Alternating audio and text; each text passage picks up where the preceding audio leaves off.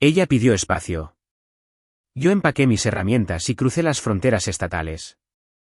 3 hijos, 26 años, un secreto que destrozó todo.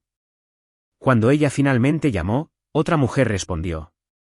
Lo que sucedió después destruyó la vida que ella creía haber mantenido. Mi nombre es Clifton Decker. Tengo 54 años.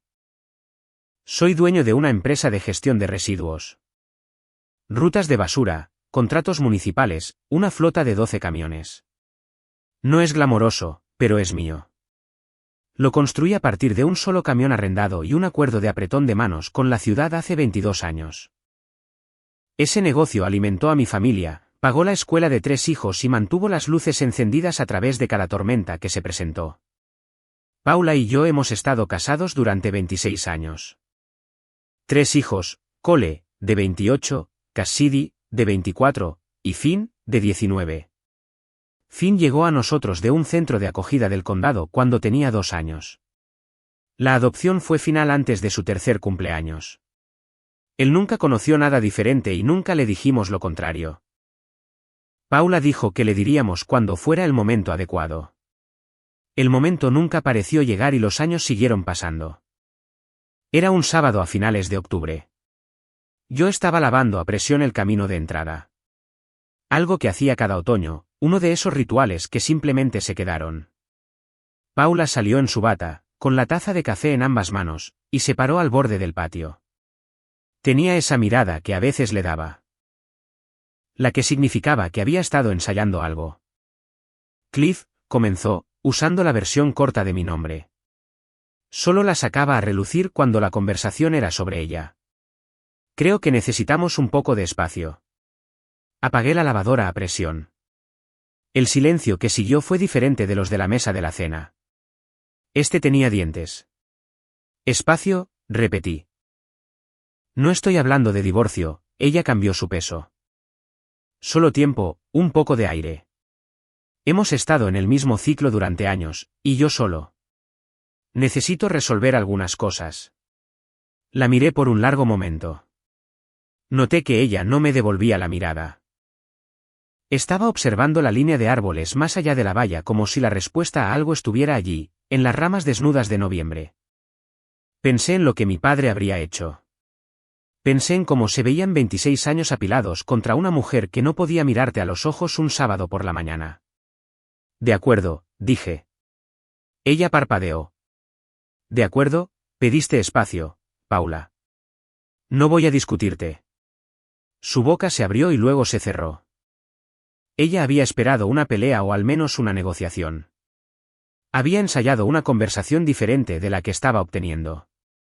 Observé cómo algo parpadeó en su rostro. Sorpresa. Luego un rápido destello de algo más difícil de nombrar. Quizás decepción porque yo no estaba suplicando. Entré, me sequé las manos y subí. Saqué mi gran maleta del estante del armario y empecé a empacar las cosas que eran realmente mías. Mi ropa, mis botas, la cartera de cuero que me dio mi padre, el viejo reloj de bolsillo de mi abuelo que estaba en mi cómoda. Me moví deliberadamente, sin apuro, sin golpear los cajones. Paula apareció en el umbral. No tienes que irte esta noche. Dijiste que necesitabas espacio, doblé una camisa de franela. Te lo estoy dando. Espacio en la casa, Cliff, no quise decir que te fueras a algún lado. Me detuve y la miré directamente. Paula, ya te has ido hace tiempo. Creo que ambos lo sabemos. Simplemente lo dijiste en voz alta. Ella no respondió. El silencio lo hizo por ella. Cerré la cremallera de la maleta, cogí mis llaves y pasé junto a ella en la puerta. Abajo, saqué un trozo de papel del cajón de la cocina y escribí 4 palabras.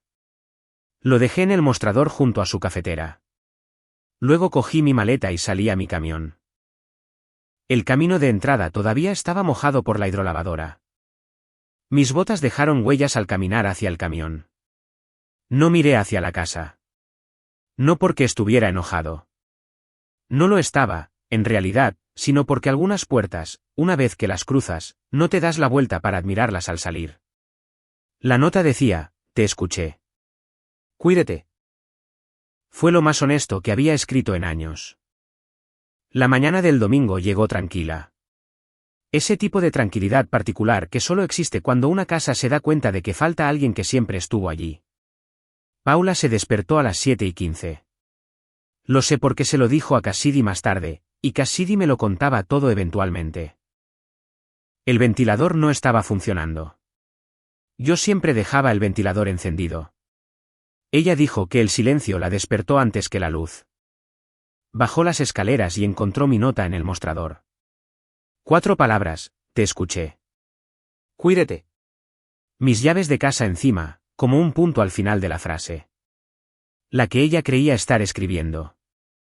Yo no estaba allí para ver su rostro, pero conozco a Paula lo suficientemente bien como para imaginarlo.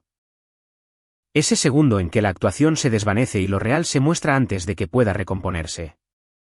Me llamó a las 7:42. Yo ya estaba a 2 estados de distancia, sentado en una parada de camiones a las afueras de Knoxville con café malo y la mente despejada. Vi cómo se encendía el teléfono. Su nombre, su foto, una de unas vacaciones en la playa de hacía 4 años. Lo dejé sonar. Me llamó 3 veces más antes del mediodía. Luego llegaron los mensajes de texto. ¿A dónde fuiste? Esto es ridículo. Cliff, llámame. Cada uno un poco más corto que el anterior, como si estuviera racionando su orgullo. No respondí. No porque estuviera siendo cruel. Quiero ser claro al respecto. Simplemente no tenía nada útil que decir todavía. Y nunca he visto el sentido de hablar cuando no tienes nada que haga avanzar las cosas. Esa tarde, ella llamó a Ron. Mi hermano respondió al segundo timbrazo. Ron es un hombre directo. Sin desvíos, sin suavidades. Ella preguntó si yo estaba con él. Él le dijo que no. Ella preguntó si él sabía dónde estaba yo. Él le dijo que si yo quisiera que ella supiera. Ella insistió. Él no se movió. Ella colgó. Ron me envió un mensaje de texto después. Ella llamó. No le dije nada. ¿Estás bien? Le respondí. Sí, gracias. Esa fue toda la conversación. Eso está mal. Mientras tanto, seguí conduciendo. Tomé una decisión en algún lugar alrededor de la línea estatal de Tennessee.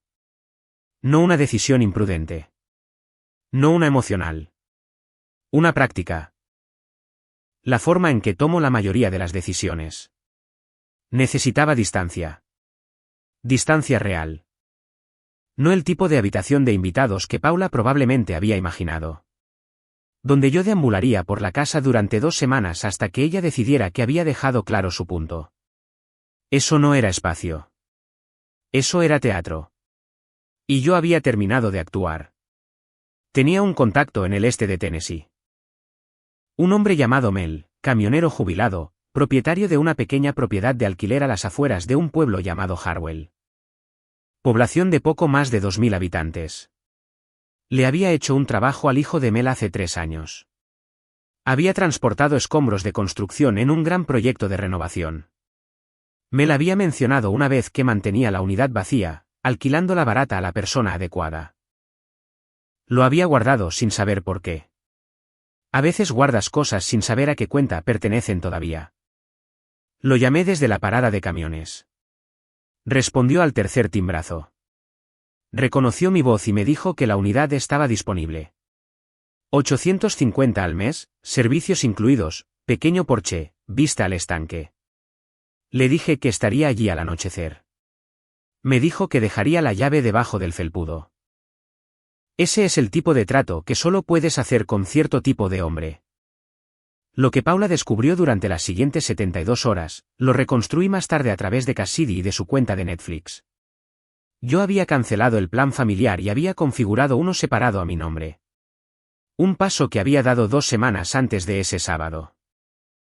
No por despecho, sino porque había estado separando cosas discretamente durante un tiempo. La forma en que silenciosamente comienzas a poner tus herramientas en orden antes de un gran trabajo. La cuenta bancaria conjunta había sido reestructurada. Había hablado con un abogado financiero 3 meses antes, no porque planeara irme en un día en particular, sino porque un hombre en mi posición con activos comerciales y contratos municipales necesita su papeleo limpio. El abogado había recomendado un fideicomiso. Lo había establecido con Cole, Cassidy y Finn como beneficiarios. Mis intereses comerciales, la cuenta de inversión, la propiedad de alquiler que había comprado en 2019, todo estructurado correctamente, legalmente documentado antes de que todo esto se convirtiera en lo que se convirtió. El acceso de Paula a la cuenta corriente conjunta cubría sus gastos básicos. Nada se cortó de la noche a la mañana, pero nada era abierto tampoco. Ella fue al garaje el martes por la noche, según Cassidy, buscando algo.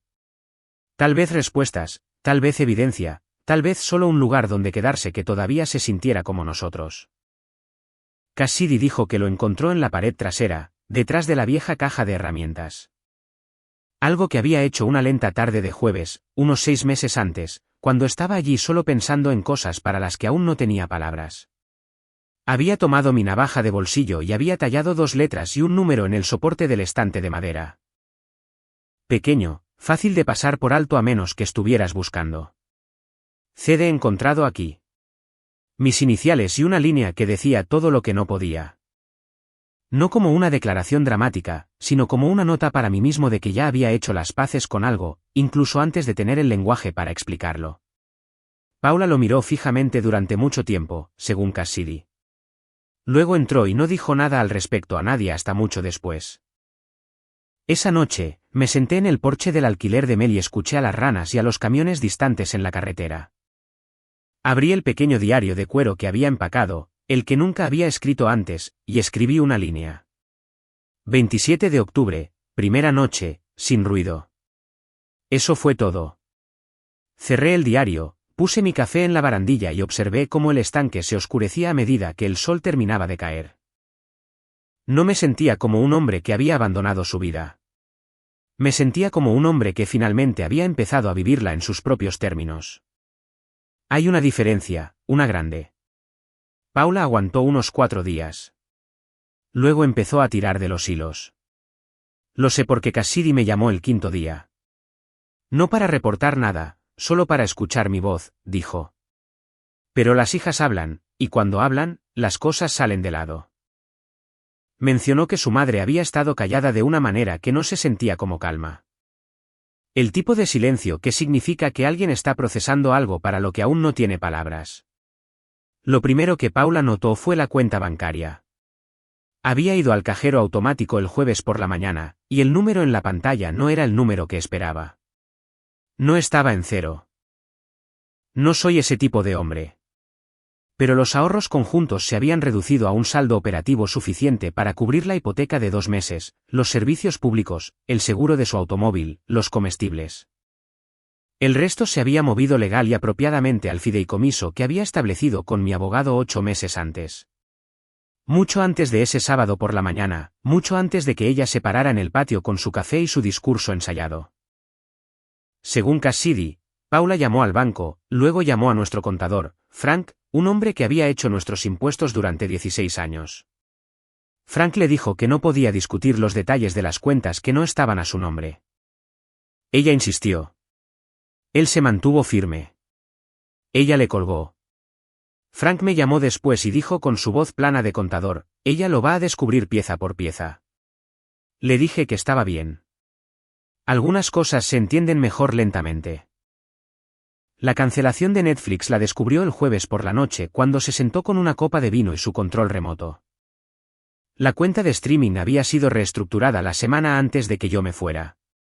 Su perfil todavía estaba allí, pero la facturación había desaparecido. Una cosa pequeña, pero las cosas pequeñas pesan mucho cuando ya estás desequilibrado.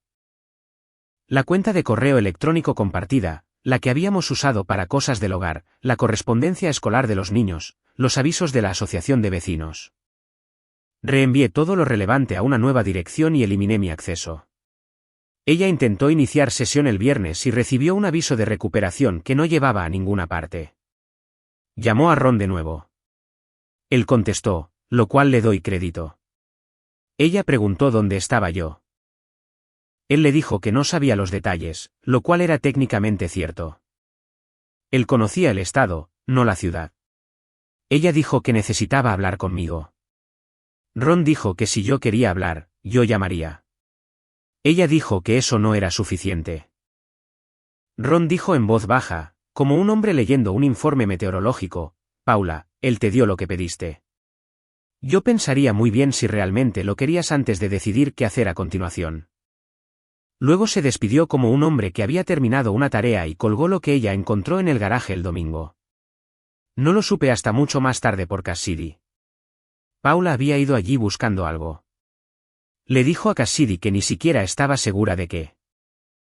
Quizás pensó que habría alguna nota que se le había pasado, alguna explicación más larga que 4 palabras. Revisó el estante a lo largo de la pared trasera, moviendo viejas latas de tinte, una caja de luces navideñas. El juego de llaves que los niños me habían regalado 3 navidades atrás. Detrás del juego de llaves, en la viga de soporte de madera, lo encontró. Lo puse allí hace unos 7 meses en una tarde tranquila, cuando la casa estaba en silencio y yo estaba dándole vueltas a las cosas en mi mente. Tomé mi navaja de bolsillo y tallé letras pequeñas y limpias en la viga donde el juego de llaves las cubriría. CD encontrado aquí. Mis iniciales, una fecha debajo, y esa única línea. Cassidy dijo que su madre se quedó allí mucho tiempo con la mano en la viga. Luego entró, tiró lo que quedaba de su café y no volvió al garaje en semanas. Harwell, Tennessee, se encontraba en el fondo de un largo valle como algo que la carretera había olvidado recoger a su paso. Una carretera principal, una cafetería que cerraba a las 2 de la tarde, una tienda de piensos que también funcionaba como centro de chismorreos, y una iglesia cuyo letrero luminoso cambiaba cada lunes con un nuevo consejo que nadie había pedido. Llegué un domingo por la noche, encontré el alquiler de Mel junto al estanque, recogí la llave de debajo del felpudo y me quedé en el pequeño porche durante 10 minutos antes de entrar. El aire olía a humo líquido y agua fría. Sin sirenas, sin aplicaciones vecinales con publicaciones pasivo-agresivas sobre el estacionamiento. No, Paula. El interior era sencillo. Una cama, una mesa para sillas, una cocina con todo lo necesario y un baño con una alcachofa de ducha un poco baja. Podía arreglar eso. Yo arreglaba cosas para ganarme la vida. Desempaqué lo que traía. Ropa, botas, herramientas, el diario de cuero, y coloqué todo en su lugar con la misma deliberación que usaba en los sitios de trabajo. Un lugar para cada cosa. Todo en su lugar. Había dirigido mi negocio con ese principio durante 22 años. Resulta que funciona igual de bien para un reinicio de vida. Mel vino el lunes por la mañana para asegurarse de que la calefacción funcionaba.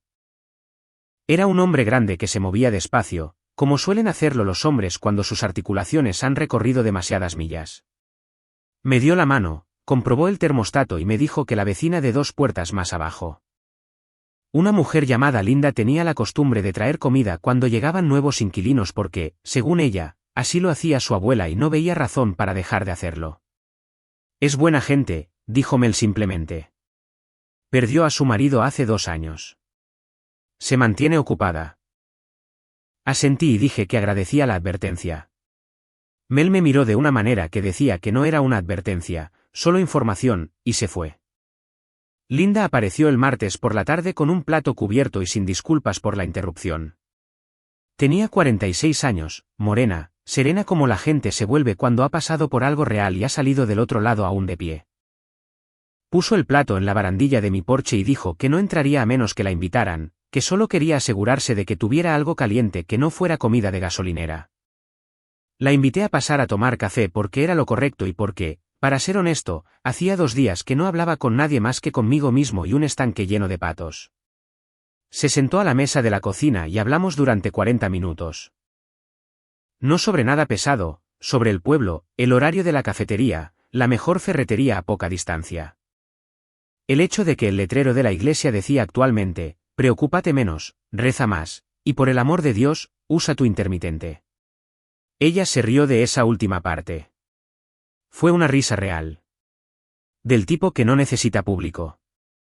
Luego mencionó a su marido, Gary. Y la forma en que dijo su nombre tenía esa particular firmeza. Esa que viene después de haberlo dicho 1000 veces a través del dolor y que finalmente deja de cortar. Yo la había conocido a ella, Gary. Esa fue la cosa que no le había dicho a Mel. Gary Sutton había sido mi amigo más cercano durante 15 años antes de un accidente en la carretera hace 2 inviernos. Lo tomó un martes por la mañana de camino a un lugar de trabajo. Yo había sido un portador del féretro. Me había quedado de pie junto a una tumba en el viento de enero y me había mantenido en pie porque Gary me habría dicho que no hiciera una escena. Cuando Linda mencionó su nombre, le dije que lo conocía. Ella se quedó muy quieta.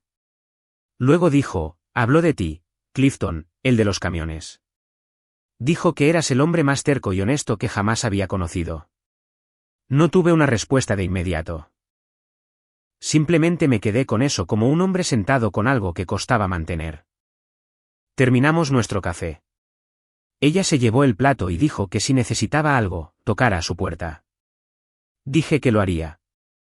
Ella regresó por el camino de grava hasta su casa. Y yo me quedé en mi puerta observándola irse con algo que no había sentido en años, la sensación de que quizás estaba en el lugar correcto. Volví adentro y escribí en el diario. Día 4, Harwell. La esposa de Gary vive a 2 puertas de distancia. Él siempre me cuidó. 3 semanas después de que me fui, Paula convocó a una reunión familiar. Así la llamó Cassidy, una reunión familiar. Con el mismo tono plano que usaba cuando describía algo que la incomodaba, pero que aún no estaba lista para juzgar por completo. Cole llegó desde su apartamento al otro lado de la ciudad. Cassidy ya estaba allí. Finn estaba en casa, sentado en el sofá con los codos en las rodillas, todavía lo suficientemente joven como para pensar que si los padres convocaban una reunión familiar significaba que algo reparable estaba a punto de arreglarse. Paula los sentó en la sala y les dijo que su padre se había ido sin previo aviso y no respondía a sus llamadas. Esa última parte no era del todo precisa. Le dije claramente que le estaba dando lo que me había pedido, pero no estaba allí para ofrecer una corrección. Cole lo tomó como esperaba que Cole lo tomara. Tenía 28 años, de hombros anchos, con la constitución de su abuelo, y siempre había tendido a proteger a su madre en situaciones en las que alguien necesitaba protección. Dijo algunas cosas sobre la responsabilidad y sobre cómo un hombre no abandona a su familia sin más. No se lo reprochó. Él aún no tenía toda la información. Nadie la tenía. Cassidy hizo preguntas. Ese siempre había sido su instinto, no reaccionar, sino preguntar. Quería saber qué le había dicho Paula la mañana que me fui. Paula le dio una versión de los hechos. Cassidy se quedó con esa versión en silencio, lo que significaba que no la creía del todo, pero no estaba lista para decirlo. Finn no dijo mucho. Se sentó allí asimilando las cosas difíciles como siempre lo hacía. Muy quieto, muy atento, procesando con un retraso. Tenía 19 años y amaba a su padre de esa manera sencilla que los niños más pequeños a veces mantienen más tiempo que los mayores porque la vida aún no la ha complicado para ellos. Lo que sucedió después, no lo supe hasta mucho más tarde por Cassidy. Me dijo que Paula esperó hasta que Cole se hubo ido a casa y Cassidy había subido. Luego se sentó a solas con Finn. No sé exactamente cómo lo dijo. Cassidy no estaba en la habitación, pero el resultado fue que Finn, a los 19 años, sentado en el sofá de la sala de la casa en la que había crecido, se enteró de que era adoptado, que el hombre al que llamaba papá lo había elegido de un centro de acogida del condado a los 2 años. Y que nunca le había hecho sentir nada más que un Decker. El cálculo de Paula, según lo que pude descifrar, era que esta noticia sacudiría la lealtad de Finn hacia mí. Que redefiniría nuestra relación como algo condicional, una transacción, un acuerdo de papeleo, y redirigiría su ira hacia el hombre que había guardado un secreto en lugar de la mujer que había estado guardando él mismo. El cálculo fracasó por completo. Finn se fue de casa esa noche. Condujo hasta la casa de Ron y se sentó en la cocina de Ron hasta las 11, sin hablar mucho, solo sentado. Ron me llamó a la mañana siguiente. Él sabe, dijo Ron. Dije, ¿cómo está? Tranquilo, pensativo. Una pausa. La forma en que te pones cuando algo te golpea fuerte, pero te golpea limpiamente. Le pedí a Ron que le dijera a Finn que lo llamaría cuando estuviera listo para hablar correctamente. No a través de otra persona, no por mensaje de texto, sino por teléfono como 2 hombres que se respetaban. Ron se lo pasó. Finn aparentemente asintió y dijo que esperaría. Lo que Ron no me dijo hasta más tarde fue lo que sucedió cuando Cassidy revisó la casa la semana siguiente ayudando a Paula a organizar algunos papeles de seguro. Cassidy lo encontró en el cajón de la cocina, debajo de una carpeta de viejos expedientes escolares que había sacado por accidente. Era una carta fechada hacía 11 años, dirigida a una empresa llamada Meridian Way Solutions de Nashville. Una carta formal rechazando una oferta de compra de participación y un contrato de expansión regional valorado en ese momento en unos $400,000 en ingresos anuales proyectados. Lo había escrito en la mesa de la cocina un jueves por la noche después de que Paula me había dicho claramente que no estaba dispuesta a reubicarse y no estaba dispuesta a pasar más años viéndome construir algo a expensas de la vida que ya teníamos. Yo había estado de acuerdo con ella. Había escrito la carta a la mañana siguiente. Nunca más lo había mencionado. Cassidy la leyó 2 veces mientras le tomaba una foto con su teléfono y volvió a colocar el original en el cajón. No le dijo a Paula que lo había encontrado. Me envió la foto esa noche sin ningún mensaje adjunto. La miré durante mucho tiempo. Luego puse mi teléfono boca abajo en la mesa de la cocina en Harwell y terminé mi café. Algunas cosas las haces porque son correctas. No guardas un recibo. No esperas el crédito. Simplemente las haces y sigues adelante. Pero es otra cosa cuando tu hija encuentra el recibo 11 años después y te lo envía sin decir una palabra porque ella ya entiende lo que significa y no necesita explicarlo. Escribí en el diario esa noche. Cassidy encontró la carta del Meridiano. No dijo nada. No tenía que hacerlo. Luego me fui a la cama y dormí como un hombre con la conciencia tranquila, que lo era. Paula hizo su movimiento en la 6ª semana. Le doy crédito por aguantar tanto tiempo. Intentó el enfoque razonable. Mensajes de texto, llamadas, correos electrónicos a la antigua dirección. Intentó a Ron y se encontró con un muro. Intentó a Gary, el contador, y obtuvo una negativa educada. Intentó enviar una carta a la antigua dirección de la casa, que era nuestra casa, y por lo tanto inútil. Para la semana 6, estaba operando con la desesperación particular de alguien que se ha dado cuenta de que la persona que esperaba que la persiguiera no la está persiguiendo. Llamó a un profesional, una investigadora privada de la ciudad, una mujer llamada Diane que tenía un sitio web que parecía haber sido diseñado por el sobrino de alguien, pero que aparentemente venía con referencias sólidas. Cassidy se enteró de esto porque Paula cargó un anticipo a una tarjeta que ella ocasionalmente pedía prestada para ordenar cosas en línea, y el estado de cuenta llegó a la casa. Diane, la investigadora privada, fue minuciosa. Eso se lo concedo. En menos de 2 semanas, tenía una ubicación general. Este de Tennessee, pueblo pequeño, propiedad de alquiler registrada a nombre de un hombre llamado Mel. Tenía una dirección. Paula condujo hasta allí un viernes. Lo que encontró al llegar a la dirección no fue una confrontación. Era mi abogado, un hombre llamado Phil Garrett, de pie al borde del camino de entrada con un abrigo de lana y una carpeta en la mano. Phil tenía el talento de parecer completamente imperturbable ante lo que tuviera delante, que es la cualidad más valiosa que un abogado puede tener. Le entregó a Paula un documento, un aviso formal, aún no una orden, pero la base para una, citando vigilancia no deseada y contacto después de una clara separación de residentes. Documentaba la contratación del investigador privado, la vigilancia, el viaje en coche. Todo lo que Diane había hecho había sido registrado por alguien de mi parte en el momento en que comenzó. Paula se quedó allí en la entrada con el documento en la mano. Phil le dijo que podía consultar a su propio abogado. Le dijo que yo estaba bien, lo cual no era asunto suyo, pero lo dijo de todos modos porque Phil también es un hombre decente. Luego se subió a su coche y se marchó. Paula se sentó en su coche frente a la propiedad de Mel durante 20 minutos. Luego se fue de vuelta. Yo no estaba en la propiedad de Mel cuando ella llegó. Estaba en la mesa de la cocina de Linda, 3 casas más abajo, ayudándola a revisar una caja de papeles viejos de Gary. Documentos de seguros, un trastero que ella había estado pagando durante 2 años sin abrir porque no había estado lista. Finalmente había decidido que estaba lista. Yo era la única persona a la que le había pedido ayuda. Estuvimos hablando de Gary, de la forma en que abordaba los problemas. Directo, metódico, sin movimientos inútiles. Linda dijo que él solía decirle que el carácter de un hombre era simplemente sus hábitos hechos visibles.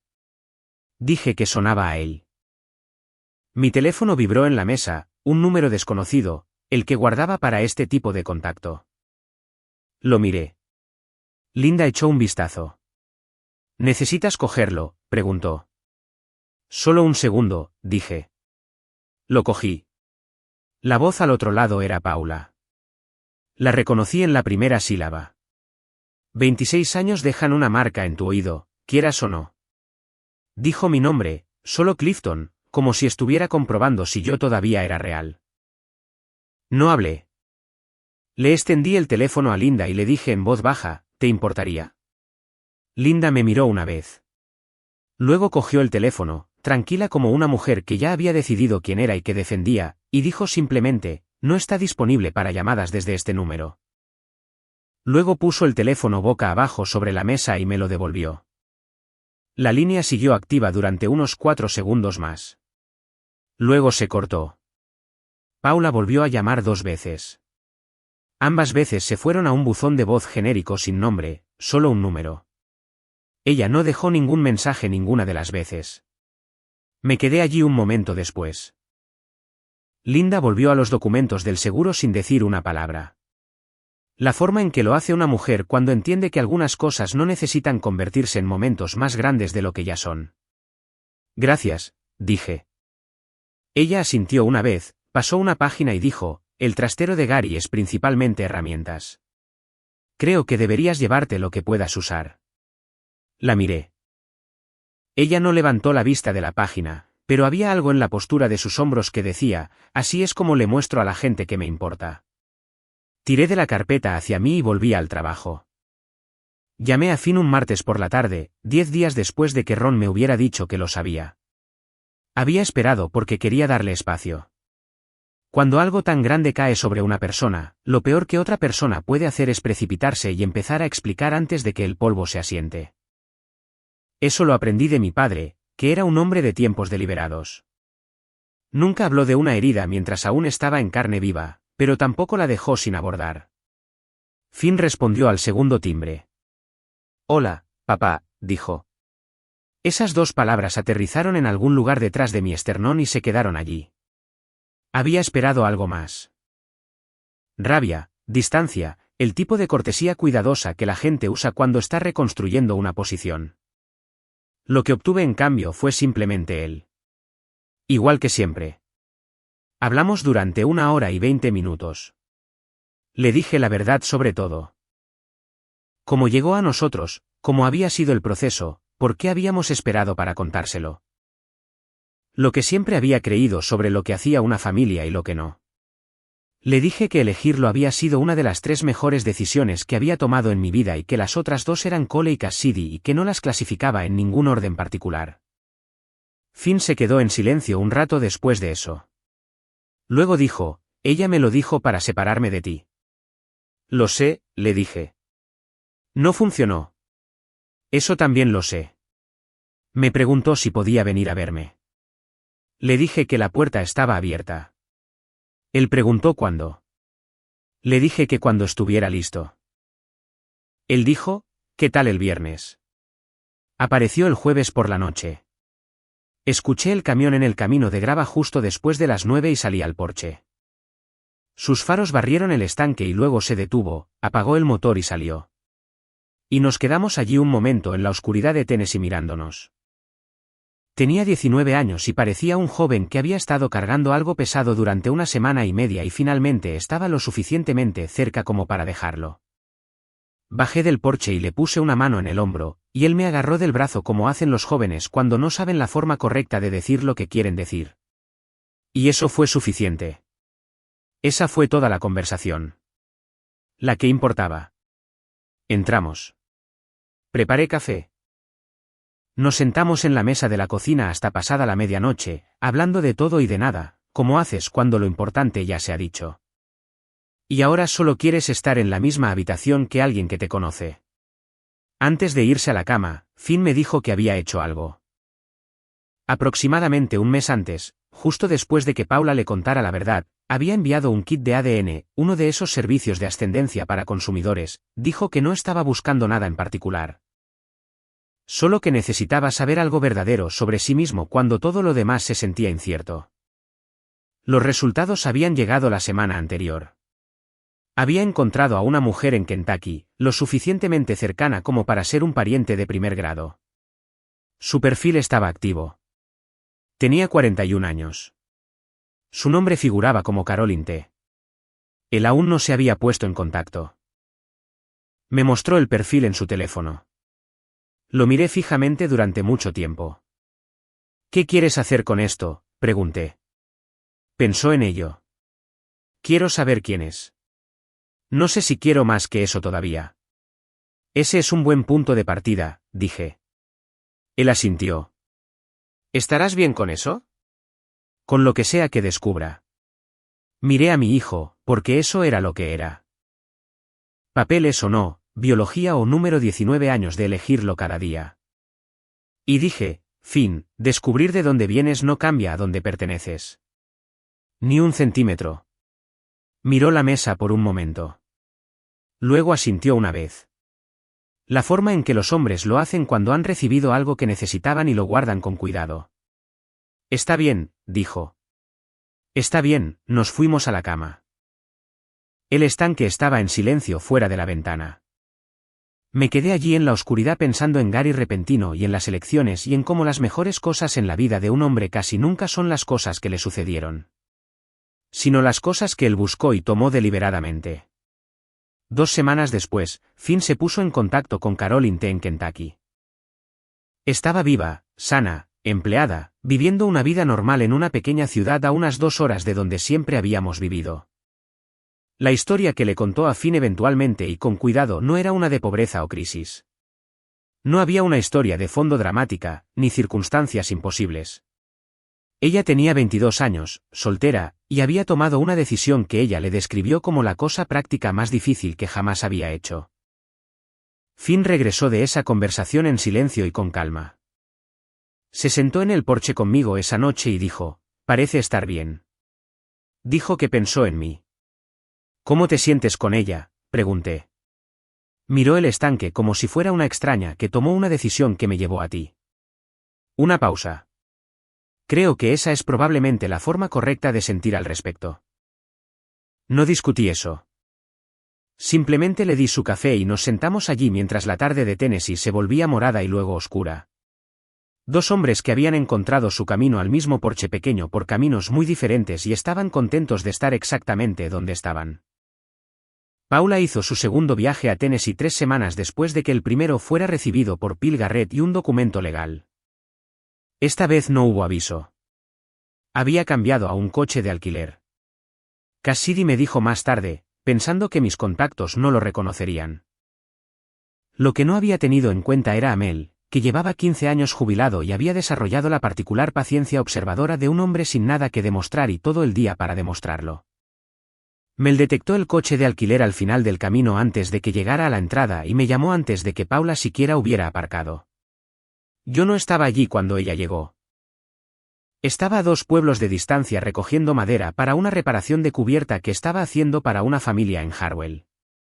Un trabajo secundario que había aceptado porque el marido se había lastimado la espalda y la madera había estado en su jardín desde julio. Cuando Mel llamó, le dije que se lo hiciera saber a Phil. El asistente de Phil llamó a la línea de no emergencia local y un oficial se pasó para verificar la propiedad por cortesía. Paula se sentó en su coche de alquiler en el camino durante 45 minutos. Nadie salió. Nadie se relacionó con ella. Finalmente, se fue por donde vino. Lo que sucedió en casa fue más lento y, en cierto modo, peor. Cassidy me dijo que el vecindario había comenzado a cambiar en torno a Paula en las semanas posteriores a mi partida. No fue dramático. No hubo confrontaciones ni escenas, solo el retiro gradual de personas que nos conocían a ambos desde hacía 20 años y que habían hecho sus propias cuentas. Nuestro vecino Roy, un cartero jubilado que había compartido una valla con nosotros durante 18 años y me había pedido prestada la camioneta más veces de las que podía contar, dejó de venir. Siempre tocaba la puerta lateral los sábados por la mañana cuando tenía tomates extra del jardín. Los golpes se detuvieron. Paula se lo mencionó a Cassidy como si fuera una molestia menor. Cassidy no dijo nada porque Cassidy había visto a Roy en la ferretería y él le había preguntado en voz baja cómo estaba su padre. La aplicación del vecindario, la que administraba la asociación de propietarios, llena de publicaciones de perros perdidos y notas pasivo-agresivas sobre sopladores de hojas, se quedó en silencio para Paula. Había sido una miembro activa, del tipo que publicaba recordatorios sobre los horarios de recogida de basura. Una semana, publicó algo y no obtuvo respuestas. La semana siguiente, su acceso de publicación fue eliminado discretamente del hilo principal por la moderadora, una mujer llamada Carol que había estado en nuestra barbacoa del 4 de julio durante 12 años consecutivos. Cassidy me dijo que Paula había llamado a Carol para preguntarle al respecto. Carol le había dicho que había habido una votación comunitaria sobre los requisitos de membresía activa y lo dejó ahí. No fue crueldad. Fue solo el peso de 20 años de gente conociéndonos a ambos y decidiendo en silencio qué versión de la historia sonaba verdadera. Luego vino el descubrimiento que más golpeó a Paula. Mi abogado Phil había estado trabajando con un consultor forense digital como parte de los procedimientos formales de separación. Proceso estándar, revisión de cuentas compartidas, documentación de comunicaciones, establecimiento de una línea clara entre activos conjuntos e individuales. El consultor lo encontró en el portátil que había dejado, el ordenador familiar, el que estaba en el escritorio de la oficina en casa y se había utilizado para las facturas del hogar, los expedientes escolares, los documentos fiscales, software de monitoreo instalado hace 7 años. ¿Eso? Registró pulsaciones de teclado, capturó capturas de pantalla a intervalos y envió un resumen diario a una dirección de correo electrónico secundaria de la que nunca me habían informado. 7 años. Phil me llamó un miércoles por la mañana y me dijo en el tono medido que usan los abogados cuando quieren asegurarse de que entiendes la importancia sin editorializar. Dijo que la documentación era exhaustiva y sería útil. Le di las gracias, terminé la llamada y me senté en la mesa de la cocina en Harwell durante mucho tiempo, 7 años. Todo el tiempo pensé que simplemente éramos dos personas que se habían vuelto silenciosas entre sí. Ella había estado leyendo mi pantalla. Había visto la carta del Meridiano cuando la escribí. Ella había visto cada correo electrónico a Ron, cada mensaje de texto que había enviado desde la computadora portátil, cada búsqueda que había hecho sobre la estructura del fideicomiso y la consulta con el abogado. Ella había sabido en algún nivel que yo me había estado preparando y no había dicho nada. Simplemente siguió observando, siguió registrando. Pensé en el silencio en la mesa de la cena, el peso particular de este, y finalmente comprendí que no había sido el silencio de dos personas que se distanciaban. Había sido el silencio de una persona observando y una persona siendo observada, y solo una de ellas lo sabía. Escribí en el diario esa noche, 7 años. Phil tiene la documentación. Ella sabía lo de la carta del Meridiano antes de que pidiera espacio. Ya sabía que la puerta estaba abierta. Solo quería ver si la usaba. Cerré un diario. Luego salí, partí una cuerda de leña que Mel había dejado junto al cobertizo, y trabajé hasta que mis brazos estuvieron bien cansados y mi cabeza estuvo despejada. Cole apareció en Harwell un sábado por la mañana a principios de diciembre sin avisar. Había llamado a Cassidy en su lugar, lo que me dijo todo sobre su estado de ánimo. No estaba seguro de qué recibimiento obtendría de mí, así que trianguló primero. Cassidy le había dicho que simplemente fuera. Lo dijo a su manera directa: papá no te va a cerrar la puerta, Cole. Nunca lo ha hecho. Oí su camioneta en el camino de grava a las 9:15 y salí al porche con 2 tazas de café. Se detuvo, apagó el motor y se sentó en la cabina un momento antes de salir. Le di su tiempo. Algunas llegadas necesitan un momento para recuperarse. Caminó por el sendero y le di una taza sin decir una palabra. La tomó. Nos quedamos en el porche mirando el estanque, que tenía una fina capa de hielo en los bordes por el frío de diciembre. Bonito lugar, dijo. Finalmente. ¿Te acostumbras?, le dije. Envolvió ambas manos alrededor de la taza. Dije algunas cosas después de que te fuiste, a Cassidy, sobre ti. Sé que no tenía el panorama completo. Tenías la imagen que te dio tu madre, dije. Eso era lo que estaba disponible. Trabajaste con lo que tenías. Me miró. No me vas a hacer ganar esto de nuevo, ¿verdad? Cole, eres mi hijo. No hay nada que ganar de nuevo. Asintió una vez, como hacen los hombres cuando han estado sosteniendo un peso y alguien lo toma sin ceremonias. Bebió su café y yo bebí el mío y nos quedamos allí mientras la mañana de Tennessee se abría a nuestro alrededor. Paula lo había enviado. Lo sabía antes de que él lo confirmara. Ella lo había llamado 2 semanas antes y le había pedido que fuera a hacer entrar en razón a su padre, que le explicara que ya había pasado suficiente tiempo, que ella estaba dispuesta a trabajar en las cosas, que la familia necesitaba su centro de vuelta. Cole había aceptado la tarea porque tenía 28 años y amaba a su madre y todavía creía que la mayoría de las cosas rotas se podían arreglar si se les aplicaba suficiente conversación razonable. Lo que no había esperado era encontrar a un hombre que se veía más descansado y más tranquilo de lo que lo había estado en años. No había esperado a Linda. No había esperado pasar 4 días en un pequeño pueblo de Tennessee y regresar cambiado. Linda trajo comida el domingo por la tarde, un asado de olla y una sartén de pan de maíz, y se sentó a la mesa de la cocina con Cole y conmigo durante 2 horas. Habló de Gary, del pueblo, del trabajo que había estado haciendo alrededor de la propiedad. Habló de la visita de Finn, y de cómo el estanque se había congelado correctamente en la segunda semana de diciembre, y de cómo el vecino de Mel que cantaba gospel finalmente había dado una nota en algún lugar cercano a la clave correcta. Cole la observaba como observaba las cosas que aún estaba procesando. Después, cuando ella regresó a su casa, él se sentó a la mesa con las manos alrededor de una taza fresca y dijo, ella conocía a papá. Gary fue mi amigo más cercano durante 15 años, le dije. Y ella simplemente terminó aquí. Ella ya estaba aquí cuando yo llegué, dije. No lo planeé. Algunas cosas no necesitan planificación. Cole se quedó en silencio un rato. Luego, mamá cree que viniste aquí para castigarla. Vine aquí porque ella me lo pidió, dije. Le tomé la palabra. Eso no es castigo. Eso es simplemente escuchar. Él se quedó con eso durante mucho tiempo. Para el lunes por la noche, había dejado de hablar de la posición de Paula, y había empezado a preguntar sobre la propiedad, sobre el trabajo que había estado haciendo, sobre los trabajos secundarios de Mel y la familia a la que le había reparado la terraza en noviembre. Para el martes, sostenía un martillo, ayudándome a terminar la última sección del armazón de un pequeño edificio auxiliar que estaba construyendo detrás del alquiler. Llamó a Paula el miércoles por la mañana desde su camión antes de que empezáramos a trabajar. No oí la conversación, pero cuando regresó, cogió su martillo y dijo sin levantar la vista. Le dije que estabas bien. Le dije que no volvías a casa. ¿Cómo se lo tomó? Más o menos como esperabas. Clavó un clavo limpiamente en el primer golpe. Ella llegará allí eventualmente.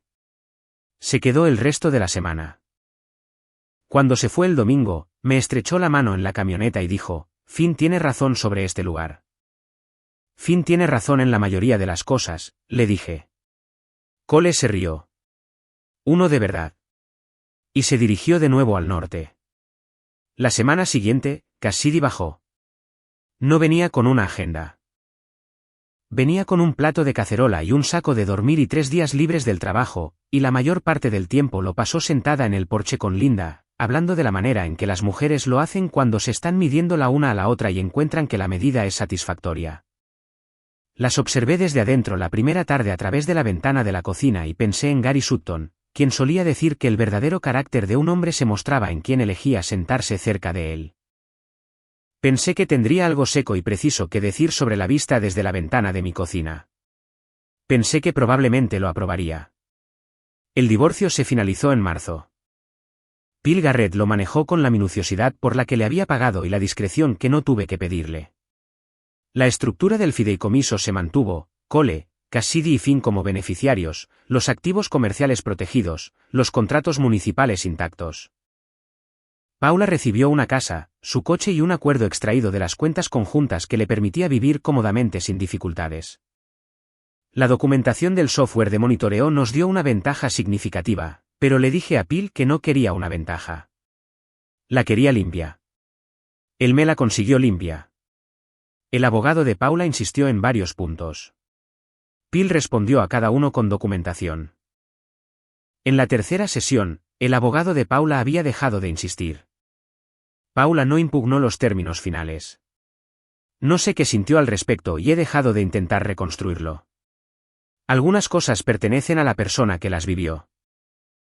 La casa en Harwell, la pequeña que había estado construyendo en un terreno de medio acre que le había comprado a Mel en enero, se terminó en abril. 3 dormitorios, un porche cubierto, una vista del mismo estanque que había estado observando desde octubre.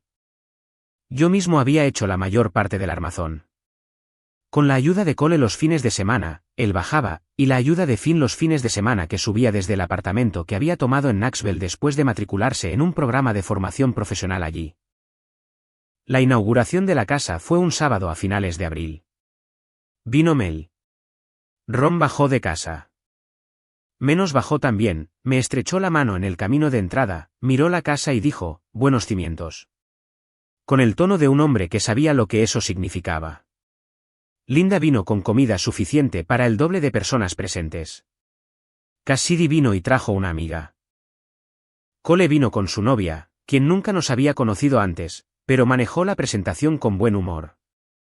Finn llegó de Knoxville con una botella de whisky de Tennessee que no podía beber legalmente todavía, pero que había comprado de todos modos con el argumento de que el protocolo de inauguración de la casa anulaba las tecnicidades. Comimos en el porche y adentro con las puertas abiertas a la tarde de abril. El estanque captó la última luz. La vecina de Mel, 2 propiedades más allá, cantaba algo de gospel que flotaba sobre el agua e hizo sonreír a varias personas. Después de la cena, Finn se levantó. No lo anunció, simplemente se levantó de su silla con su vaso en la mano y esperó a que la conversación a su alrededor se calmara.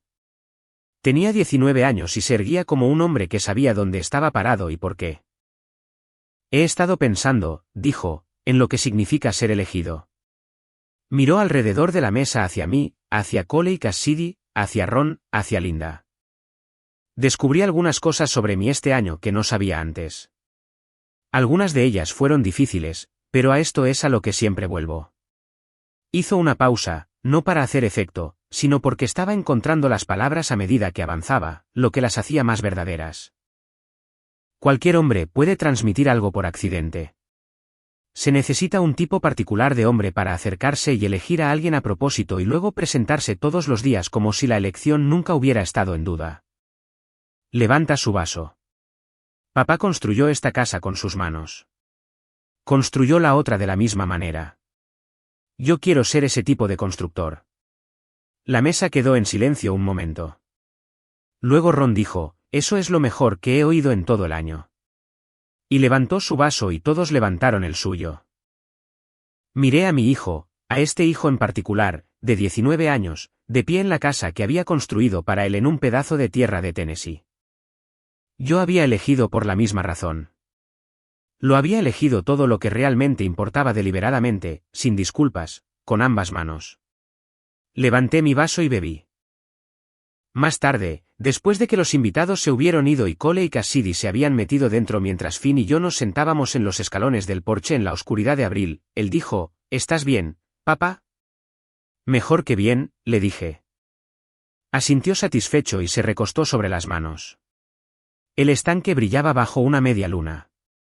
En algún lugar del camino, la vecina de Mel había pasado a algo más tranquilo. Un himno, quizás, lo suficientemente suave como para mezclarse con las ranas y el agua y el sonido de una primavera de Tennessee haciendo lo que las primaveras de Tennessee hacen. Me senté allí y dejé que todo se asentara a mi alrededor. La casa detrás de mí, mis hijos dentro, el suelo bajo mis botas, era mío porque así lo decidí. Y pensé en la mañana de octubre en que una mujer se había parado en un patio y había pedido espacio, y yo se lo había dado por completo.